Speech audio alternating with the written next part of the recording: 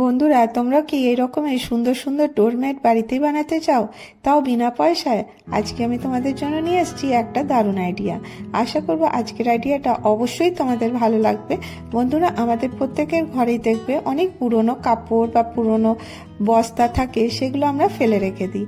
সেটা দিয়ে আজকে আমি চেষ্টা করছি এই রকমের সুন্দর ডোরম্যাট বানাবার জন্য। তো প্রথমেই নিয়ে নিচ্ছি একটা চালের বস্তা, নিয়ে নিচ্ছি একটা পুরনো বেডশিট, আর এখানে নিয়ে নিচ্ছি একটা পুরনো শাড়ির টুকরো। তোমাদের সাথে আগের ভিডিওতে আমি শেয়ার করেছিলাম এই শাড়িটা দিয়েই ডোরম্যাট বানানো, তার থেকে কিছুটা অংশ বেঁচে গেছিলো, সেটাই আজকে আমি ব্যবহার করব। তো দেখো এখানে 4 ইঞ্চি দূরে দূরে আমি কাপড়টা কেটে নেব।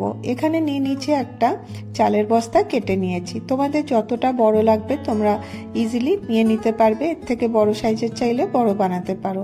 এবার দেখো এখানে আমি বেডশিটটা ডবল করে নিয়েছি, আর এখানে আমি এর উপরে রেখে এইভাবে 4-5টা ফোল্ড করে দেবো। এটা বানানো খুবই সহজ, তোমরা ইজিলি বানাতে পারবে। একটু মন দিয়ে দেখো তাহলেই বুঝতে পারবে কতটা সহজ। আর এখানে নিয়ে নিয়েছি এই যে স্ট্রিপগুলো কেটে নিয়েছি। তো চলো এটা আমি কিভাবে করছি তোমাদেরকে আমি মেশিনে দেখিয়ে দিই। তো দেখো এই রকমের 4 ইঞ্চি করে স্ট্রিপ নিয়েছি, আর 4 ইঞ্চি কাপড়টাকে আমি এইভাবে ফোল্ড করব।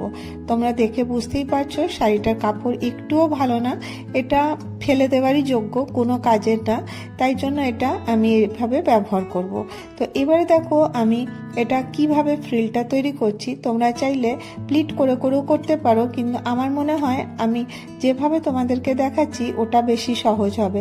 জাস্ট খালি এরকম করে ঠেলতে থাকবে কাপড়গুলো, আর তাতেই কিন্তু এটা কুচি কুচি এরকমের শেপ নিতে থাকবে। তোমরা যদি চাও যে এখানে ফ্রিল নেওয়ার জন্য তোমরা কাপড়ের উপর কাপড় রেখে রেখো ফ্রিল বানিয়ে নিতে পারো। আর দেখো এই রকমের করবে, দেখতে কিন্তু খুব সুন্দর লাগবে। আর যতটা শাড়ির কাপড় ছিল সেটা দিয়ে কিন্তু আমার আজকের ডোরম্যাটটা রেডি হয়ে যাবে। তো দেখো কাপড়টা কিন্তু সফট আছে। এবারে দেখো এইভাবে সিনথেটিক পলিস্টার কাপড়ের যে কাপড়গুলো আমাদের বাড়িতে পরে থাকে সেইগুলোকে আমরা অনেক সুন্দর করে রিউজ করতে পারি। তো লম্বা করে আমি এখানে প্রথমে এইভাবে ফ্রিলগুলো রেডি করে নেব।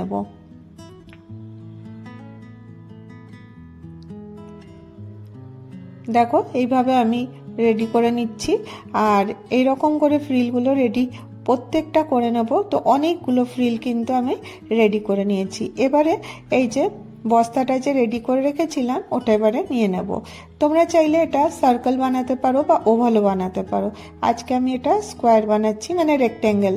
তো এবার দেখো একটা পেন দিয়ে আমি এখানে দাগ করে নিচ্ছি। তোমরা হিসেব মতন, এটা লাইট হয়ে গেছে দেখতে হয়তো অসুবিধা হচ্ছে, জাস্ট খালি এরকম স্কোয়ার স্কোয়ার করে রেক্ট্যাঙ্গেলের মতন ড্র করে নিচ্ছি।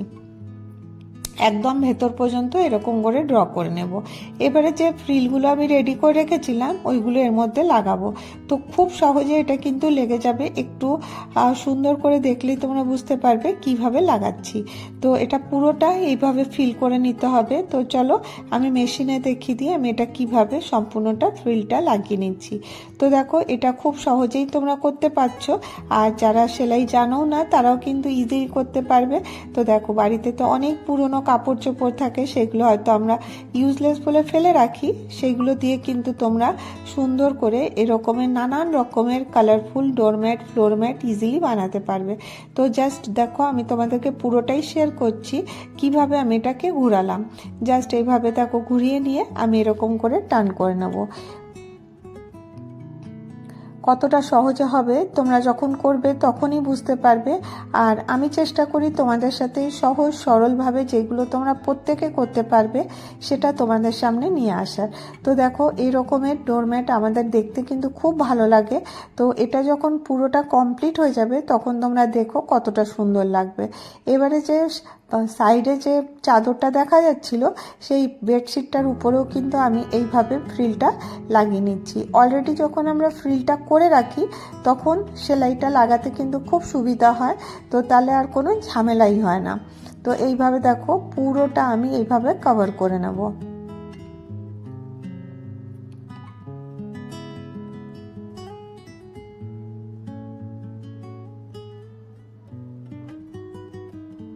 এইভাবে দেখো এরকম করে ঘুরিয়ে আমাকে টান নিতে হবে, নিয়ে এটাকে এরকম করে আমি পুরোটা এরকম করে কভার করছি, আর মাঝখানটাও পুরোটা ফিল করে দেবো। তোমরা চাইলে অন্য যে কোনো কালার দিয়ে করতে পারো, কিন্তু আমার কাছে যতটুকু শাড়ির ছিল সেটাতেই কিন্তু এটা সম্পূর্ণটা হয়ে যাচ্ছে। তোমরা একটু লক্ষ্য দিয়ে দেখো যে কিভাবে করে নিচ্ছি, কারণ এখানে সুতোটা ফসে যেতে পারে, সেই জন্য একটু সাবধানে করবে। আর কাপড়গুলোকে হাত দিয়ে চেপে চেপে নেবে, নাহলে পরে সেই ছুঁচের মধ্যে লেগে যাবে। আর এটা কিন্তু সিনথেটিক কাপড়, আর ফসে গেলে এখান থেকে বার করা কিন্তু খুব মুশকিল হয়। সেই জন্য তোমাদেরকে আমি টিপস বলে দিচ্ছি যে যখনই এটা সেলাই করবে আঙুল দিয়ে দিয়ে এগুলোকে একদম সমান করে নেবে, তারপরেই কিন্তু এটা সেলাই করবে। আর দেখো যতটা এক্সট্রা থাকবে সেটা আমি এখন কাটবো না, পুরোটা আগে আমি কভার করে নেব।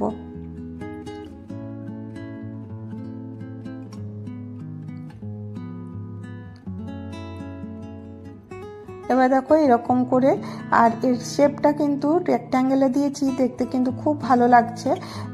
তোমরা দেখো এটা যে মাল্টি কালার সেটা বোঝা যাচ্ছে, কোথাও ব্লু, কোথাও রেড, কোথাও পিঙ্ক এরকম এসছে। তোমাদের কাছে যে কোনো সিনথেটিক কাপড় থাকবে, পলিস্টার কাপড় থাকবে, তোমরা ইজিলি এটা বানাতে পারবে। কাপড়গুলোকে ফেলে না রেখে তোমরা এগুলো এইভাবে ইউজ করতে পারো। এবার দেখো যখন লাস্টটা হয়ে যাবে, যতটুকু দরকার কেটে আমি এটাকে এখানে ডবল ফোল্ড করে দেবো। এইভাবে ফোল্ড করলে কি হবে, সুতোগুলো আর বেরোবে না। এরকম করে দেখো আমার একটা সুন্দর ম্যাট রেডি হয়ে গেল।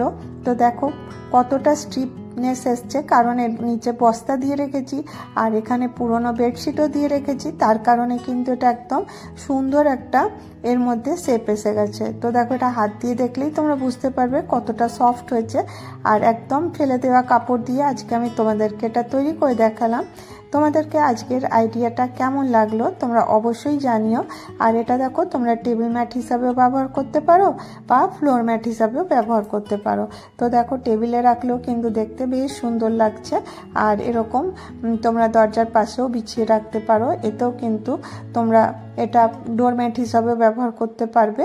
তো দেখো শাড়িটা এইভাবে বিছিয়ে নিলাম। তোমাদের কাছে যদি কোনো পুরনো দুপাট্টা থাকে সেটা দিয়েও কিন্তু তোমরা করতে পারো।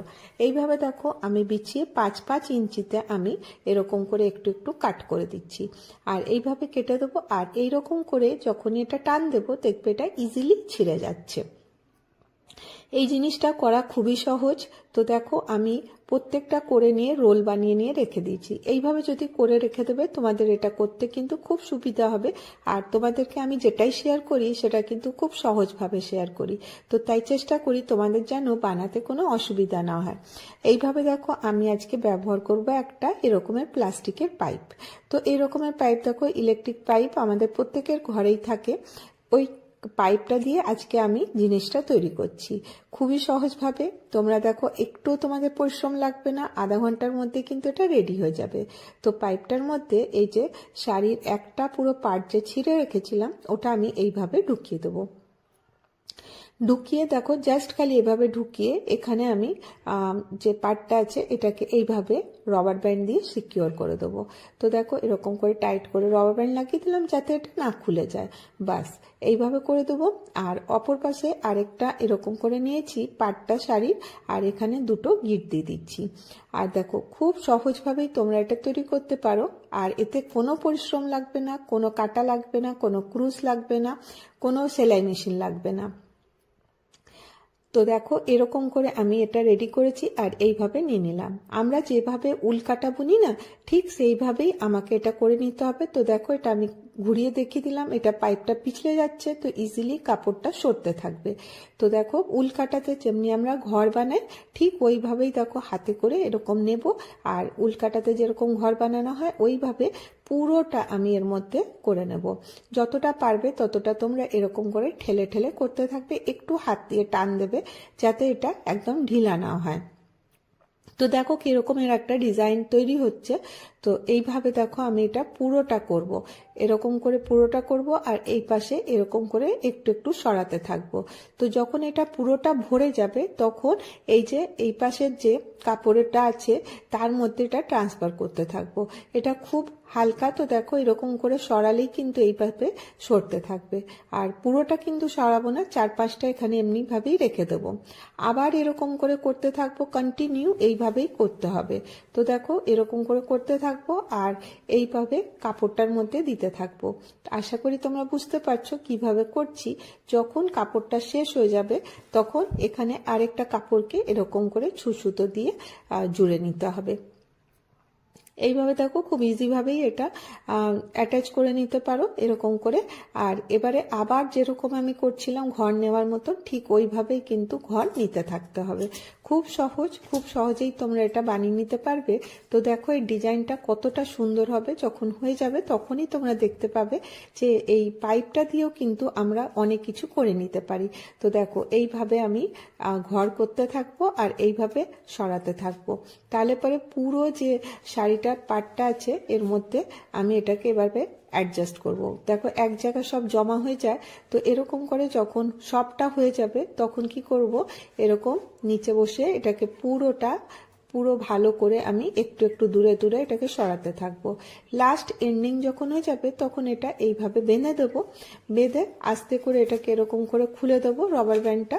আর এখানটা দেখো এই দুটোকে আমি এখানে গিট দিয়ে দেবো, তাহলে এটা একদম খুলবে না। আশা করি তোমরা বুঝতে পারলে যে এটা একদম মজবুত হয়ে গেল।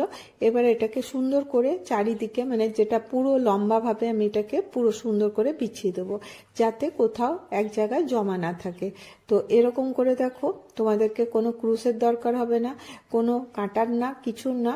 আর এইভাবে তোমরা এটাকে বানাতে পারো। এবারে দেখো আমি এটাকে সুন্দর করে গুছিয়ে নিয়েছি আর এবারে রোল করিয়ে দিচ্ছি। তো তোমরা এটা বিভিন্ন শেপের বানাতে পারো, কিন্তু আমার মনে হয় সার্কেল শেপের বানালে কিন্তু ভালো হবে। তো দেখো ঘরে দেখো অনেক পুরনো শাড়ি পরে থাকে, পুরনো দুপাট্টা পরে থাকে, সেটা দিয়ে করতে পারো।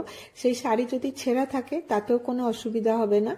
তারপরে দেখো এরকম আমি সুতো নিয়েছি আর এটাকে এইভাবে সেলাই করে দিচ্ছি।